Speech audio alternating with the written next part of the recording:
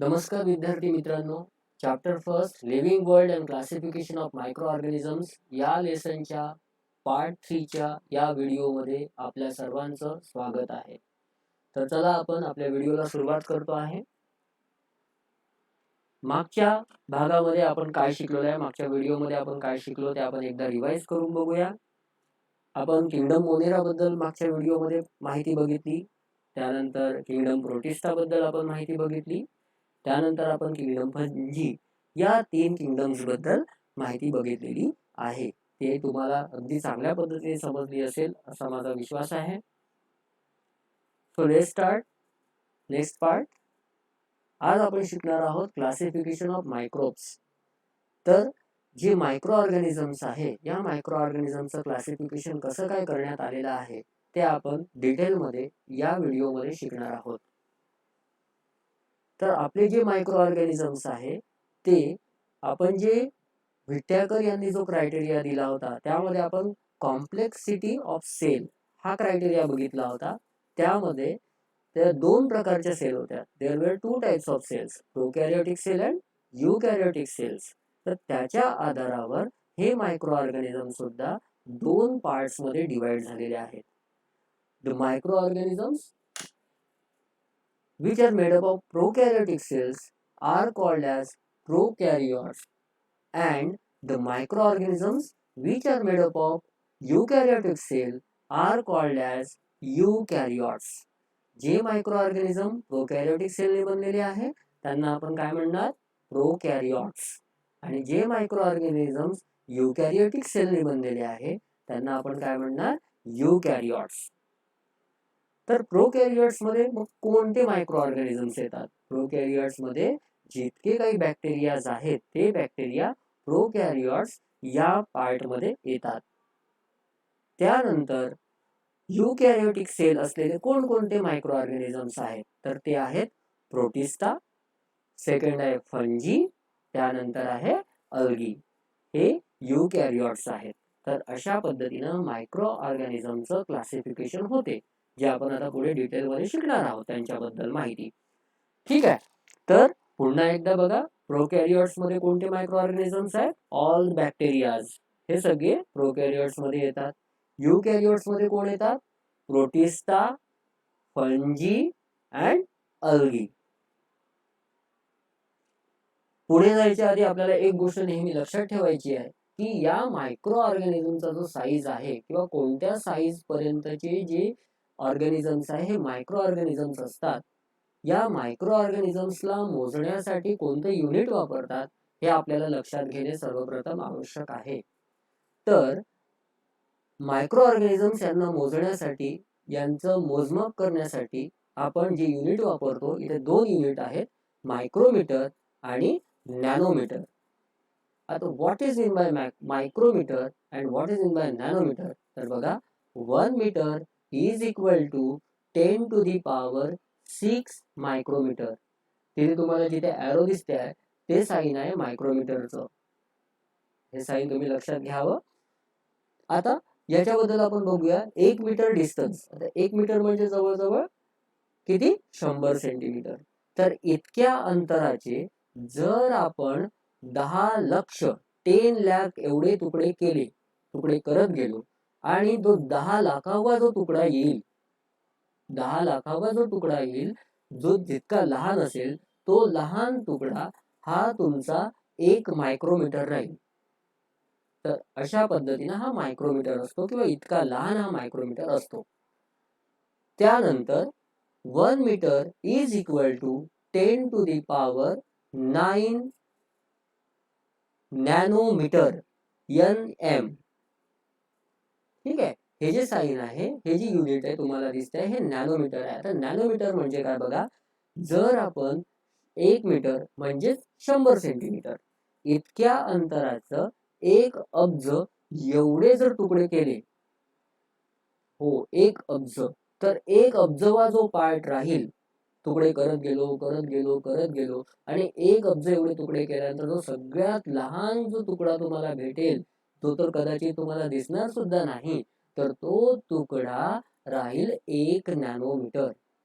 मित्रांनो, नॅनोमीटरचे जे पार्टिकल्स असतात, those particles we can't see with naked eyes. आपण हे पार्टिकल्स उघड्या डोळ्यांनी पाहू शकत नाही. हे बघण्यासाठी आपल्याला इलेक्ट्रॉनिक मायक्रोस्कोपचा आपल्याला वापर करावा लागतो.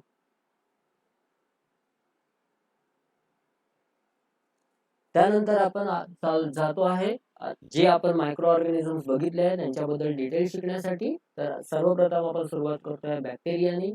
फर्स्ट बॅक्टेरिया यांचा जो साईज आहे हा किती असतो बघा, 1 मायक्रोमीटर टू 10 मायक्रोमीटर इतक्या साईज पर्यंत हे बॅक्टेरियाज व्हॅरी करतात, सूक्ष्म असतात. They can be seen by only microscope. त्यांना आपण मायक्रोस्कोपनी बघू शकतो, त्यांना आपण उघड्या डोळ्यांनी बघू शकणार नाहीत. तर ते कसे असतात बघा. चला फर्स्ट कॅरेक्टरिस्टिक्स आपण बघतो आहे.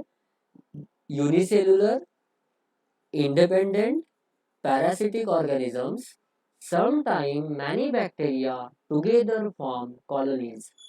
तर हे जे बॅक्टेरियाज आहे युनिसेल्युलर असतात. युनिसेल्युलर तुम्हाला माहितच आहे.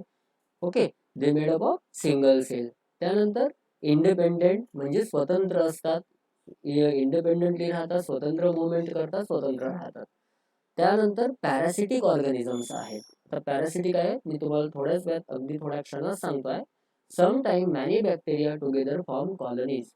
कधी कधी शक्यतोवर हे बॅक्टेरिया जे आहेत इंडिपेंडेंटच राहतात, स्वतंत्रच राहतात, पण कधी कधी काही बॅक्टेरिया जे आहेत कॉलनीज बनवून सुद्धा राहतात. म्हणजे जसं तुम्ही मधमाशीचं पोळं बघितलं असेल, हनी बीज बघितले असेल किंवा मुंग्या बघितल्या असेल, ह्या ज्या ऍंड्स, हनी बीज ज्या पद्धतीनं ग्रुप करून राहतात, तशा पद्धतीने हे बॅक्टेरियाज सुद्धा कॉलनीज बनून राहत असतात. आता बघूया आपण पॅरासिटिक्स ऑर्गॅनिझम. म्हणजे पॅरासिटिक काय आहे? हे एक असोसिएशन आहे. आता तुमच्याकडे जेव्हा कोणी पाहुणे येतात तर त्या पाहुण्याला इंग्लिशमध्ये आपण काय म्हणतो? गेस्ट. आणि गेस्टच्या अपोजिट वर्ड कोणता आहे? होस्ट.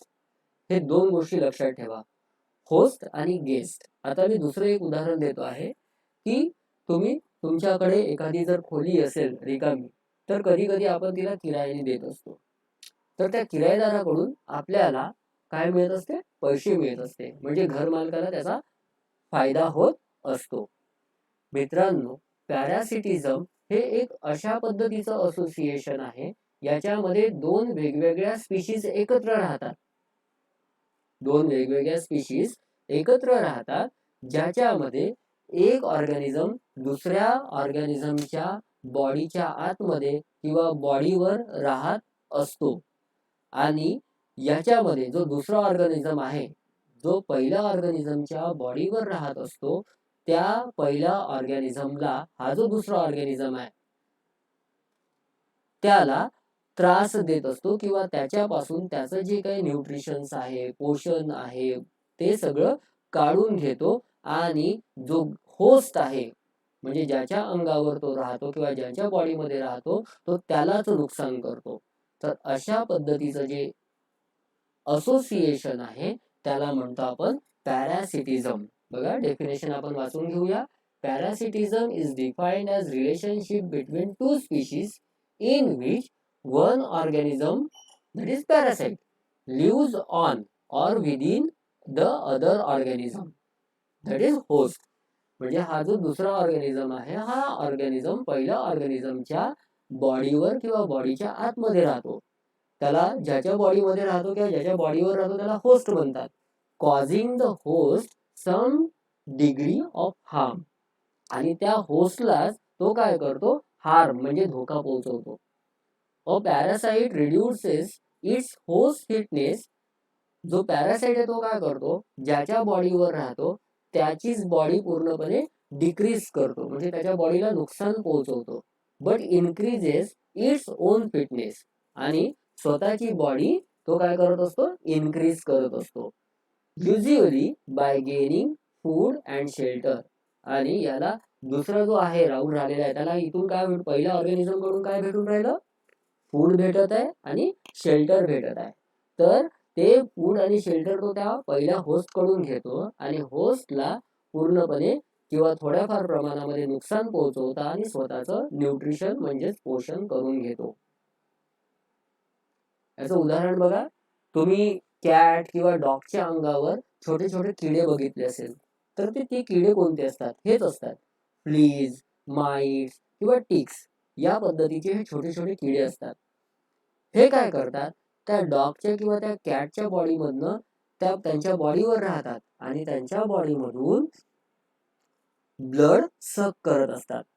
म्हणजे एक प्रकारे त्यांच्या बॉडीमधून आपलं फूड मिळवतात, म्हणजे स्वतःचं पोषण करून घेतात आणि त्या कॅटची जी बॉडी आहे किंवा डॉगची बॉडी जी आहे ती कमजोर करत असतात. तर अशा पद्धतीचं जे असोसिएशन आहे, या असोसिएशनला म्हणतात पॅरासिटिसिझम. त्यानंतर सेकंड पॉइंट आपण बघूया, bacterial cell is prokaryotic with cell wall. ही जी बॅक्टेरियल सेल आहे ही कोणती सेल आहे? प्रोकॅरियोटिक सेल आहे. म्हणजेच तिच्यामध्ये डिस्टिंक्ट न्यूक्लियस किंवा सेल ऑर्गनल्स नाही आहे, स्पष्टपणे दिसणारे ऑर्गनल्स नाही आहे. आपण प्रोकॅरियोटिक सेल बद्दल याच्या आधी शिकलेलो आहे. पण या बॅक्टेरियामध्ये ही जी प्रोकॅरियोटिक सेल आहे ही विथ सेल वॉल आहे या सेलला. ठीक आहे, बघा पुढे, बट डिस्टिंक्ट न्यूक्लियस और सेल ऑर्गनल्स आर अब्सेंट. हे आपण क्लिअर केलेलंच आहे. प्रोकॅरियोटिक सेल असते तिच्यामध्ये डिस्टिंक्ट न्यूक्लियस आणि सेल ऑर्गनल्स हे अब्सेंट असतात. Next, they reproduce by simple binary fission. आता या ठिकाणी आपण आपल्यासाठी काही टर्म्स आलेल्या आहे, रिप्रोड्यूस आणि बायनरी फिजन. तर हे आपण डिटेलमध्ये शिकणार आहोत. यामध्ये रिप्रोडक्शनची आपण डेफिनेशन बघूया फर्स्ट. रिप्रोडक्शन ज्याला आपण मराठीमध्ये म्हणतो पुनरुत्पादन, की यालाच एक जीव दुसऱ्या जीवाला जन्म देतो. चला आपण डेफिनेशन बघूया. An ability of an organism to reproduce new young one like itself is called as reproduction. I repeat, मी पुन्हा एकदा बोलतोय बघा. An ability of an organismची क्षमता कशासाठी? To reproduce new young one, दुसऱ्या जीवाला, यंग वन म्हणजे काय? नवीन जीव. दुसऱ्या नवीन जीवाला जन्म देण्याची क्षमता. रिप्रोड्यूस म्हणजे जन्म देणे. Okay, like it self. आणि कसा आहे तो जो नवीन जीव जन्माला येणार आहे, तो कसा दिसेल? लाईक इट सेल्फ, त्याच्याच सारखा. ओके, जसं बकरी आहे तर बकरी जर आपल्या पिल्लाला जन्म देईल तर ते पिल्लू जे आहे ते बकरीसारखंच दिसेल. कुत्र्याचं पिल्लू हे कुत्र्यासारखंच दिसेल.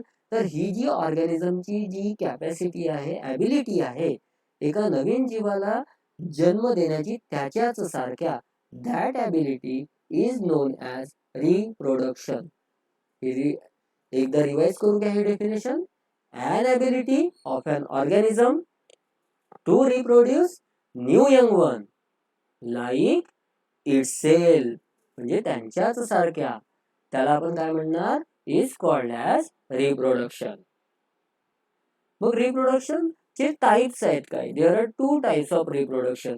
First type is sexual reproduction and second type is asexual reproduction. तर चला आपण याबद्दल बघूया. असेक्शुअल रिप्रोडक्शन मध्ये काय असते, की जो सिंगल सेल असते किंवा जो सिंगल ऑर्गॅनिझम असतो, हा आपल्याच मधून दुसऱ्या ऑर्गॅनिझम तयार करत असतो किंवा त्याच्याच बॉडीमधून नवीन सेल तयार होत असते. त्याला म्हणतो आपण असेक्शुअल रिप्रोडक्शन. त्यानंतर सेक्शुअल रिप्रोडक्शन थोडा आपण शॉर्ट मध्ये बघूया. यामध्ये बघा, सेक्शुअल रिप्रोडक्शन मध्ये 2 गमेट्स असतात, एक फिमेल गमेट आणि एक मेल गमेट. जेव्हा फिमेल गमेट आणि मेल गमेट या दोघांचं युनियन होईल, तेव्हा एक युनियन झाल्यानंतर एक नवीन ऑर्गॅनिझम, एक नवीन बॉडी जन्माला येते. That is called as sexual reproduction. Sexual reproduction म्हणजे काय? When male and female gametes unite together to form new young one, that is called as sexual reproduction. आणि असेक्शुअल रिप्रोडक्शन मध्ये काय होते? In asexual reproduction only single organism और single cell produce new one from itself. त्याच्याच cell मधून दुसरी cell तयार करत असते. त्याला असेक्शुअल रिप्रोडक्शन म्हणतात. सेक्शुअल रिप्रोडक्शन मध्ये बघा, मी पुन्हा तुम्हाला एकदा क्लिअर करून देतो आहे. New organism form by the union of male and female gametes. Male आणि फिमेलचे युनियन झाल्यानंतर नवीन ऑर्गॅनिझम तयार होत आहे. त्यानंतर बायनरी फिजन जे आता आपण बघत होतो, हा binary fission is the type of asexual reproduction. बघा आता या पिक्चर मधून तुम्हाला क्लिअर होईलच. जिथे फर्स्ट एरो दिसतोय ती आहे पॅरेंट सेल, एक सिंगल सेल आहे बॅक्टेरियाची. सेकंड एरो जिथे आलेला आहे तिथे बघा, इथे काय झालेलं आहे, त्या सेलमध्ये जो काही डीएनए असेल तो डुप्लिकेट झाला, म्हणजेच त्याचे 2 भाग झालेले आहेत बघा. त्यानंतर त्या सेलमध्ये जो काही सायटोप्लाझम असतो तो सायटोप्लाझम सुद्धा डिव्हाइड झालेला आहे. आणि फोर्थ पार्ट मध्ये बघा, इथे 2 सेल्स नवीन तयार झालेल्या आहेत, त्याला 2 डॉटर सेल्स म्हटलेलं आहे. तर अशा पद्धतीनं एका सेल मधून 2 सेल तयार झालेले आहे. This is called as binary fission. By म्हणजे 2, लक्षात ठेवायचं. बायनरी फिजन याला म्हणतात बायनरी फिजन, म्हणजे एकाचे 2 होणे. नेक्स्ट पॉइंट आपण बघूया, fourth point. In favourable conditions bacteria grow vigorously and can double their number in 20 minutes. In favorable condition. Favourable म्हणजे काय, तर पोषक. कंडिशन म्हणजे काय, वातावरण. पोषक वातावरणामध्ये बॅक्टेरिया ग्रो विगरसली. बॅक्टेरियाची जी वाढ आहे ती, ग्रो म्हणजे वाढ होणे, विगरसली म्हणजे काय, प्रचंड मोठ्या प्रमाणात. बॅक्टेरियाची जी वाढ आहे ती प्रचंड मोठ्या प्रमाणात होत असते. And can double their number in 20 minutes. आणि त्यांचे जे नंबर्स आहे, म्हणजे एखाद्या ठिकाणी जर 4 बॅक्टेरिया आहे आणि त्याला फेवरेबल कंडिशन मिळाली, पोषक वातावरण जर मिळून गेलं त्या बॅक्टेरियाजला, तर त्या 20 मिनिट्स मध्ये हे जे बॅक्टेरिया आहे डबल होऊन जातात. म्हणजे त्या 4चे किती होतील, 8. बरोबर.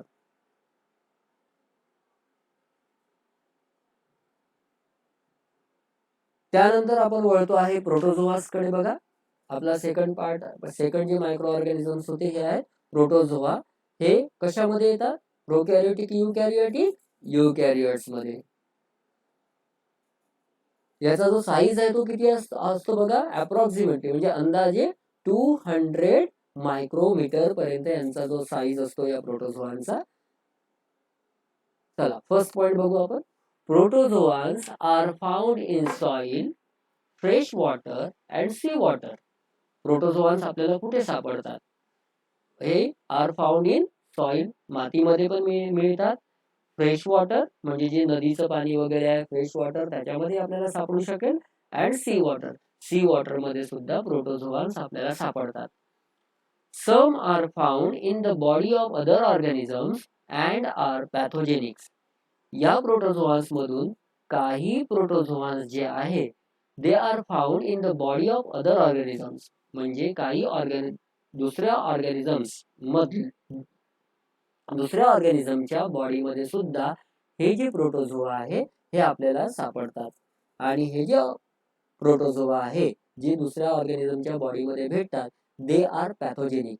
ते कसे असतात, पॅथोजेनिक. आता पॅथोजेनिक म्हणजे काय, means they are causing disease.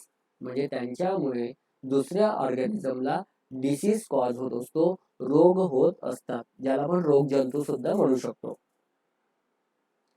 Second point बघा, these are unicellular organism with eukaryotic cell. हे जे ऑर्गॅनिझम्स हे कसे आहे, युनिसेल्युलर आहेत प्रोटोझोआस, आणि सोबत काय, युकॅरियोटिक सेल. आपण बघितलंच होतं की युकॅरियोटिक सेल मध्ये प्रोटोझोआ येत होते. Then third point, there is great variations in cell structure, organs of locomotion and modes of nutrition among protozoans. There is great variations म्हणजेच काय, तर यांच्यामध्ये म्हणजे या प्रोटोझोआन्स मध्ये खूप मोठ्या प्रमाणात विविधता आढळते. व्हेरिएशन्स म्हणजे काय, विविधता आढळते, वेगवेगळेपणा आढळते. कशामध्ये, इन सेल स्ट्रक्चर. मी आता तुम्हाला पुढे काही पिक्चर्स दाखवणार आहे, किंवा मग आपण आधीच्या व्हिडिओज मध्ये पॅरामोएशियम, युग्लिना, अमिबा यांचे पिक्चर्स बघितलेले आहे. तर प्रत्येकाच्या शेप मध्ये वेगवेगळेपणा होता. अमिबाचा शेप पॅरामोएशियम सारखा नव्हता, युग्लिनाचा शेप या दोघांसारखा नव्हता. तर सेल स्ट्रक्चर मध्ये सुद्धा काय आढळते, व्हॅरिएशन म्हणजे वेगवेगळेपणा आढळतो. त्यानंतर अजून वेगळेपणा कशात आढळतो, ऑर्गन्स ऑफ लोकोमोशन. एक तुम्हाला आठवत असेल की आपण सेकंड पार्ट मध्ये सेकंड पार्ट व्हिडिओ आपण पाहिलं होतं की पॅरामोएशियमचा लोकोमोशन ऑर्गन कोणता होता, सिलिया. त्यानंतर अमिबाला लोकोमोशन करण्यासाठी कोणते ऑर्गन्स होते, सुडोपोडिया हे पार्ट्स होते. त्यानंतर युग्लिनाला काय होतं, फ्लॅजेला. म्हणजे अशी विविधता आपल्याला याच्यामध्ये लोकोमोशन ऑर्गन्स मध्ये आढळत असते. त्यानंतर मोड्स ऑफ न्यूट्रिशन याच्यामध्ये सुद्धा आपल्याला विविधता आढळते. मोड्स ऑफ न्यूट्रिशन मध्ये जर आपण विचार केला तर पॅरामोएशियम, त्यानंतर अमिबा हे सगळे कसे आहेत, हेट्रोट्रॉपिक मोड ऑफ न्यूट्रिशन मध्ये येतात. त्यानंतर युग्लिना ही याच्यामध्ये कोणतं मोड ऑफ न्यूट्रिशन होतं, तर autotrophic mode of nutrition.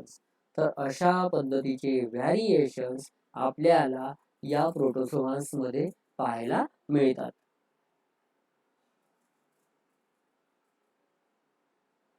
These organisms reproduce by simple cell division.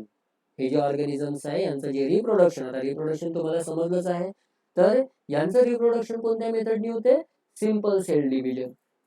This simple cell division is also type of asexual reproduction. बघा इथे एका सेल पासून अदर सेल्स तयार होत आहेत.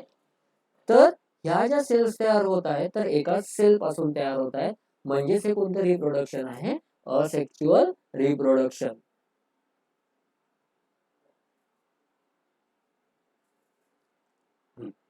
त्यानंतर इथे बघा हे जे आपल्याला प्रोटोझोआस भेटलेले दिसतात आहे इथे, पॅरामोएशियम, त्यानंतर अमिबा, हे free living in dirty water. म्हणजे फ्री राहणारे आणि कोणत्या पाण्यामध्ये मिळतात, डर्टी वॉटर मध्ये. म्हणजे जे घाणेरडं पाणी असते त्याच्यामध्ये आपल्याला हे ऑर्गॅनिझम्स म्हणजे पॅरामोएशियम आणि अमिबा पाहायला मिळतात. आपण यांना मायक्रोस्कोपच्या आधारे सुद्धा पाहू शकतो. त्यानंतर एंटॅमोएबा हिस्टोलायटिका. एंटॅमोएबा हिस्टोलायटिका हा एक प्रोटोझोआ आहे ज्याच्यामुळे अमेबियासिस नावाचा रोग होतो. हा आपल्या ह्युमन्स मध्ये सुद्धा पोटाचा जो आजार होतो तो या एंटॅमोएबा हिस्टोलायटिका या प्रोटोझोआमुळे होत असतो. त्यानंतर प्लाझ्मोडियम विवॅक्स, याच्यामुळे काय, मलेरिया होतो. या प्रोटोझोआमुळे आपल्याला काय होत असतो, मलेरिया. म्हणजे हा कसा आहे, पॅथोजेनिक आहे. त्यानंतर हे बघा असं व्हॅरिएशन आपल्याला पाहायला मिळत आहे की युग्लिना ही बघा तुम्हाला इथे ग्रीनिश स्ट्रक्चर दिसते आणि त्याच्यामध्ये तुम्हाला क्लोरोप्लास्ट दिसत आहे. तर याचा अर्थ क्लोरोप्लास्ट आहे, म्हणजेच हे काय करत असेल, फोटोसिंथेसिस करते. And with the help of photosynthesis it can prepare its own food.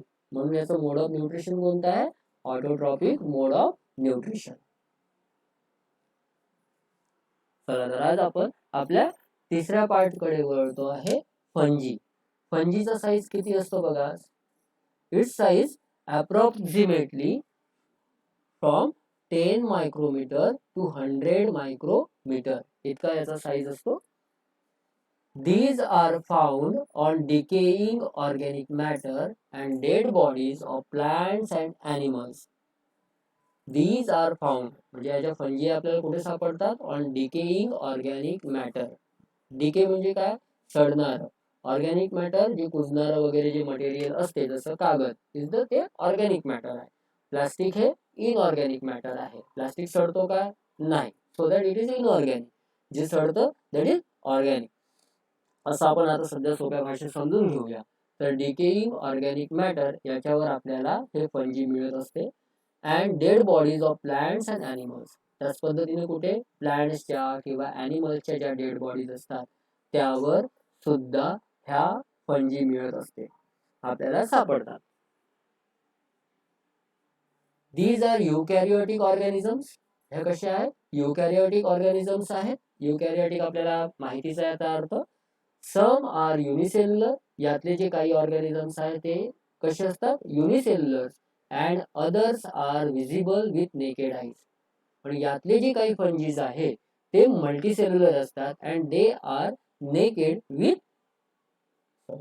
Sorry they are visible with naked eyes. ते आपल्याला उघड्या डोळ्याने आपण त्यांना पाहू शकतो.